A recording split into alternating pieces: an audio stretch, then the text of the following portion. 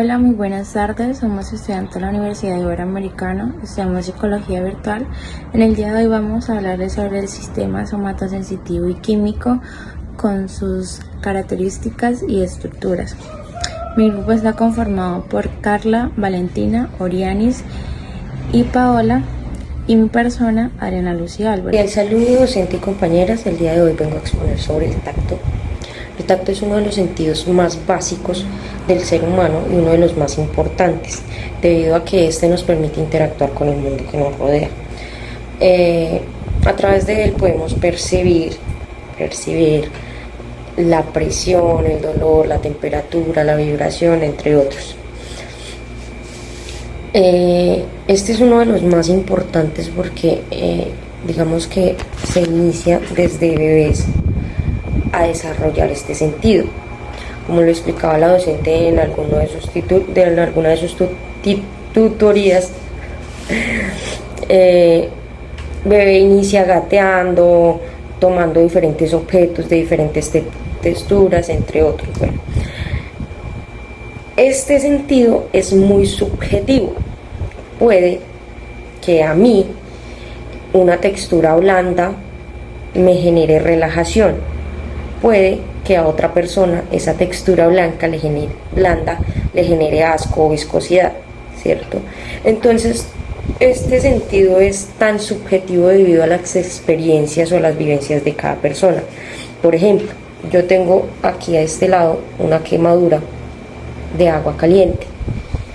A mí personalmente no me gusta el agua caliente porque me genera un poco de temor. Hay personas a las que les encanta bañarse con agua caliente, con la ducha y que casi que bota humo toda la casa. Pero entonces a eso me refiero, o a eso hago pues referencia, que los sentidos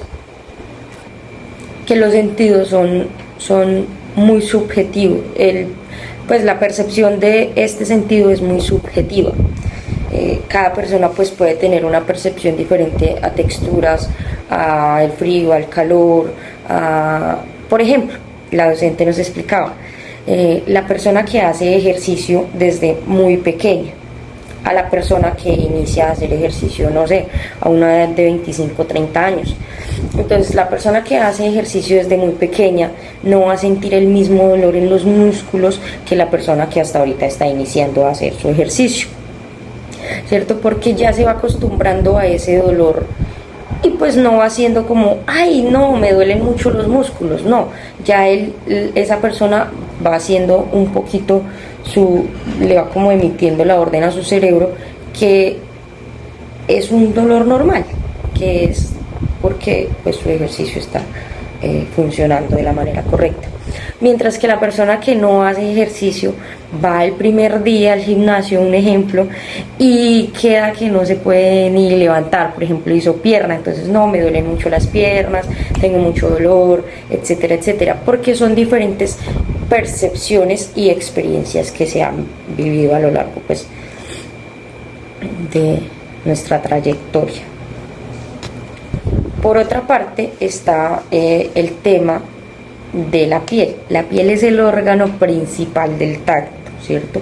Esta nos permite interpretar estímulos de nuestro entorno que posteriormente van a ser procesados hacia nuestro cerebro. Ejemplo, yo me pellizco. La piel es el primer contacto que yo tengo. La piel emite como información al cerebro, el cual codifica e interpreta esa información diciéndome como que, hey, esto me causa dolor, ¿cierto? Entonces es como un proceso y genera una serie de desencadenantes que te dice como que suelta X o Y objeto que te está causando dolor, que te está quemando o que está muy frío. Entonces este es como el órgano principal y pues ya se van desencadenando diferentes procesos que se emiten al cerebro y causan una reacción. Por otra parte está la sensibilidad protopática. Esta es la más primitiva porque digamos que no permite localizar con precisión el lugar donde se está generando el estímulo. Yo lo relaciono, no sé si me equivoco, con el tema, por ejemplo, cuando hace mucho bochorno. Tú sientes que hay mucho calor, pero no dices como que no, solamente siento el calor en la mano, o no, sientes como ese calor que no sabes ni de dónde proviene. Es como un calor fastidioso, por así decirlo. También está la sensibilidad epicrítica. Esta permite, a diferencia de la anterior, permite discriminar exactamente dónde es dolor, dónde se está causando el dolor, dónde está causando la temperatura, bueno, la sensibilidad que estemos percibiendo en ese momento. Vuelvo al ejemplo anterior, yo me pellizco, sé que el dolor está siendo exactamente donde me estoy pellizcando o donde me están pellizcando. Y finalmente está la sensibilidad termoalgésica, que pues esa responde como al frío y al calor. Finalizo pues diciendo que, como lo decía la docente en una de sus monitorías, es muy importante para los seres humanos pues desde bebés gatear para que se vaya desarrollando ese nivel cognitivo y permita que el bebé vaya sintiendo diferentes texturas, por ejemplo, de que el piso es rígido, de que la tierra tiene diferentes texturas. Importante, como lo decía ella, comprar juguetes que de pronto puedan permitirle al bebé ir conociendo esas nuevas texturas y desarrollar su nivel cognitivo. Muchas gracias. Estructura del tacto. Terminaciones nerviosas libres. Estos receptores táctiles más sencillos son simples terminaciones nerviosas que terminan en la dermis y nos ayudan a percibir sensaciones como el tacto, la temperatura, el picor y el dolor. Corpúsculo de Pacini. Estos receptores se encuentran en la dermis y en el tejido conjuntivo de la piel. Los corpúsculos de Pacini están formados por una sola célula nerviosa cubierta por una cápsula. Su función principal es permitirnos percibir estímulos relacionados con el tacto y la presión. Corpúsculos de Meissner. Son receptores muy sensibles, se encuentran en la concentración muy alta en la zona más permitida de nuestro cuerpo, como la punta de la lengua o la yema de los dedos. Corpúsculo de Ruffini. Está situado tanto en la dermis como en el tejido conjuntivo que tenemos debajo de la piel. Están formados por neuronas que tienen muchas ramificaciones, está cubierta por una cápsula, se encarga principalmente de detectar las variaciones de la temperatura. Características del tacto. El tacto nos permite percibir una alta variedad de objetos en nuestro entorno. Textura: liso, grueso, caliente, frío, dureza, blando o grueso. Forma: redondeado o puntiagudo. Tamaño: pequeño o grande. Dolor: mecanismo de protección que nos avisa de un posible daño. El sentido del gusto. Según Smith y Margolsky, el gusto es un sentido que aplica solo a las sensaciones que provienen de las células especializadas de la boca, puntualmente a las papilas gustativas de la lengua. Es importante conocer el concepto, ya que se tiende a confundir con el concepto de sabor. Hay que tener en cuenta pues que el sabor se refiere como tal ya a un proceso un poco más complejo en donde interviene no solo el gusto, sino el tacto y el olfato. El sentido del gusto se encarga de evaluar la parte nutricional de los alimentos, ayuda a evitar la ingestión de sustancias tóxicas y nocivas para nuestro cuerpo y pone en marcha los reflejos naturales del organismo que nos ayudan a absorber todos estos nutrientes en el intestino y ajustar nuestro metabolismo. ¿Qué estructuras intervienen en el gusto? Las papilas gustativas, las células receptoras del gusto y los nervios gustativos. Las papilas gustativas son esas pequeñas estructuras que se encuentran en la lengua y contienen las células receptoras del gusto. Hay varios tipos de papilas gustativas. Están las calciformes, fungiformes, filiformes y las foliadas. Estas detectan sabores como el dulce, el salado, el ácido, el amargo y el umami. Las más numerosas son las filiformes y estos botones gustativos son muy sensibles a los sabores ácidos. Las papilas fungiformes son bastante sensibles a tanto el dulce como al ácido, mientras que las calciformes se relacionan más que todo con temas de los sabores amargos. Las células receptoras del gusto. Estas células están ubicadas en las papilas gustativas y son las encargadas de detectar las moléculas que hay en los alimentos. Y por último, los nervios gustativos. Los nervios son los encargados de transmitir la información del gusto, principalmente hacia el nervio facial, hacia el nervio glosofaringeo y hacia el nervio vago.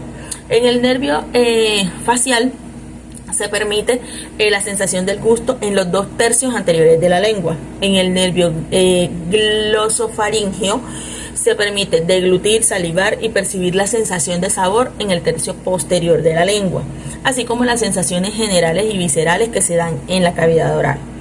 Y por último, el nervio vago es quien controla toda la función del gusto. ¿Cómo se da el proceso del gusto? El proceso del gusto se da a través de la detección, transducción, transmisión y percepción. ¿Cómo podemos explicarlo de una forma más clara?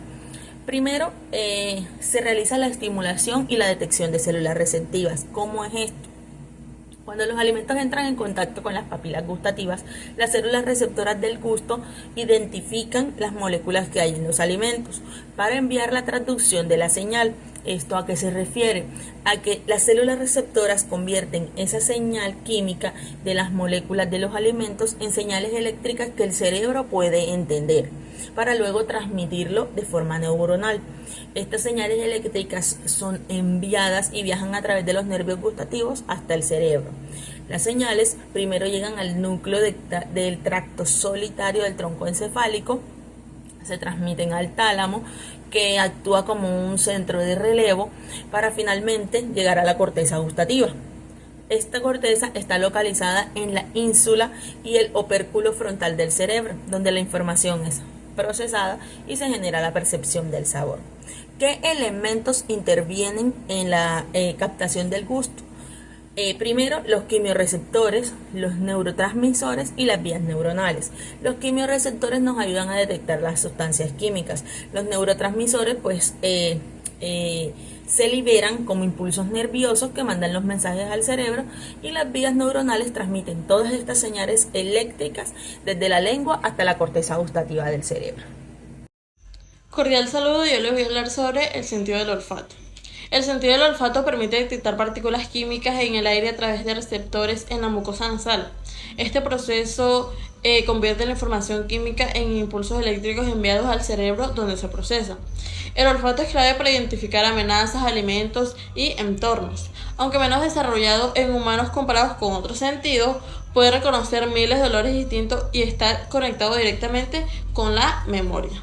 Características del olfato.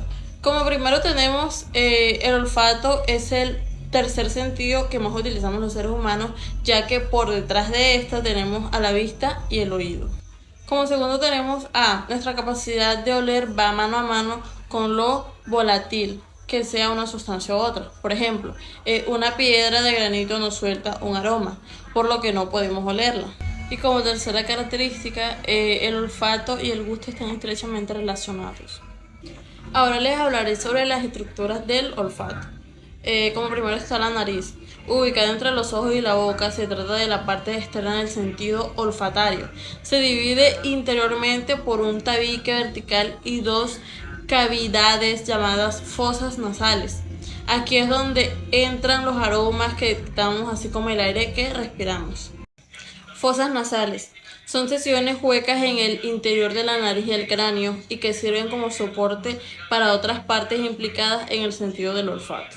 Cornetes son estructuras óseas recubiertas de mucosa nasal, ubicadas en la parte lateral de las fosas nasales. Se encargan de humidificar, calentar y filtrar el aire que respiramos. Mucosa nasal o pituitaria roja. Es la mucosa que cubre los cornetes y toda la parte interior de las fosas nasales.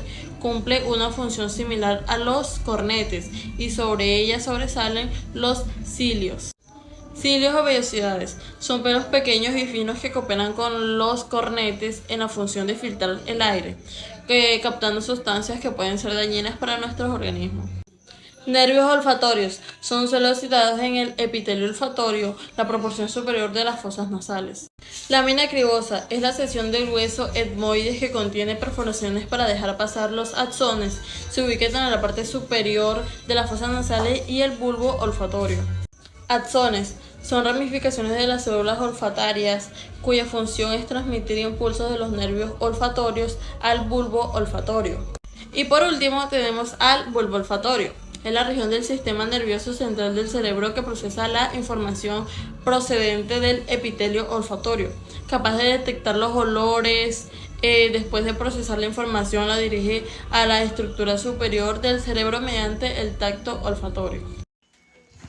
El olfato se inicia con una infusión de las moléculas en la mucosa del epitelio olfativo y es el sentido fundamental para la detección de sustancias químicas en el entorno, influyendo en nuestras preferencias emocionales y comportamientos. Y es un proceso sensorial que se inicia cuando las moléculas de olor se unen a los receptores olfativos en la cavidad nasal.